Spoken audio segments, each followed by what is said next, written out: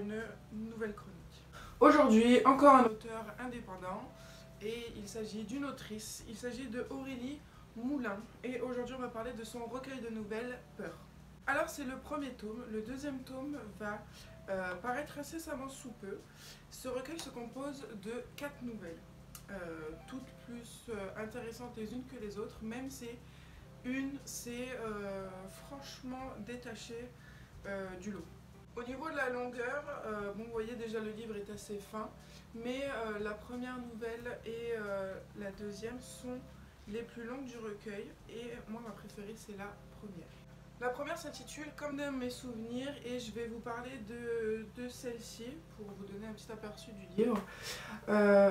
Il s'agit d'une jeune fille qui va dans une boutique d'antiquité avec sa grand-mère, qui est totalement passionnée des petits bibelots, des vieux objets, parce que pour elle, chaque objet renferme une histoire bien précise, et du coup, la jeune fille en question a aussi, elle, cette passion, et pour chaque anniversaire, elles avaient le rituel de s'offrir un objet bien particulier, choisi dans une boutique d'antiquaire. Et ce jour-là, le jour de ses 16 ans, elle va tomber sur une boîte un petit peu spéciale. Et en fait, elle va essayer de réparer cette boîte parce que le mécanisme était complètement foutu. Et elle va réussir et elle va découvrir que cette boîte servait à quelque chose de bien précis. Et ça voyage dans le temps. Voilà, je vous en dis pas plus parce qu'après ça spoil un peu tout le reste, mais ça a vraiment été une histoire que j'ai vraiment beaucoup aimée parce qu'elle est forcément dans le fantastique avec ce voyage dans le temps, mais elle est vraiment très touchante de par sa fin. L'auteur sait de quoi je parle, je lui en ai beaucoup parlé. Et j'ai vraiment beaucoup aimé, c'était très très touchant. En ce qui concerne les 3 autres, elles étaient plus dans l'horreur.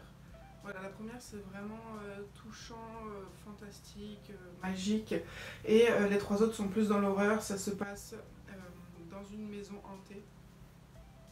Ensuite ça se passe dans une maison avec une poupée un peu chelou sur les bords. Et la 4e c'est dans l'horreur, mais plus dans l'horreur stressant, oppressant et surtout psychologique. Voilà, alors que voilà, les 2 autres c'est vraiment légende urbaine, maison hantée. En ce qui concerne les histoires, je les ai vraiment toutes aimées et le style de l'auteur est vraiment excellent. C'est d'une fluidité incroyable, vraiment. Je peux vous dire que je l'ai lu très vite, mais vous allez me dire c'est parce que il est court, mais même s'il est court, ça se lit vraiment tellement facilement, vraiment très très facilement. Je sais pas vraiment ce qui fait que ça soit aussi fluide, si c'est par son vocabulaire simple ou par la ponctuation qui est vraiment très très bien travaillée du coup. Très bien agencé aussi au niveau des paragraphes, ce qui rend les pages beaucoup plus claires, du coup ça peut marcher aussi. Ça peut influencer aussi du coup sur la fluidité. Voilà, c'est vraiment très sympa.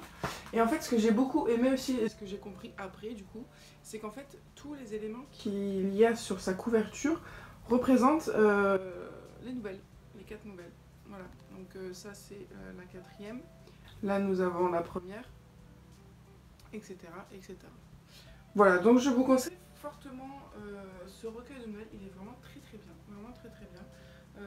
Elle le conseille pour les ados et c'est vrai, ça peut être un très bon cadeau de Noël pour les petits budgets au niveau des livres, et puis si vous voulez soutenir aussi la cause des jeunes auteurs, c'est un très bon exemple pour Noël.